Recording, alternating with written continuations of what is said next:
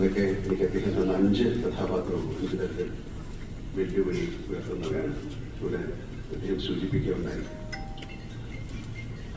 സീസണിൽ മുഖ്യധാരയിലെ അക്കാലത്തെ എൻ്റെ പ്രതിനായക വേഷങ്ങളിൽ നിന്ന് വിഭിന്നമായൊരു പ്രതിനായകനെ അവതരിപ്പിക്കേണ്ടി വന്നു.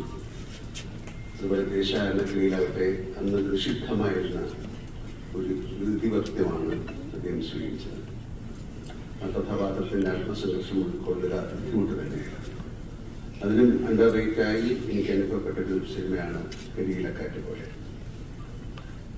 മലയാളത്തിൽ ഇന്നോളം ഇറങ്ങിയ മൾട്ടി സ്റ്റാർ സിനിമകളിൽ വെച്ച് ഏറ്റവും അണ്ടർറേറ്റഡ് ആയ ഒരു സിനിമയായിരുന്നു.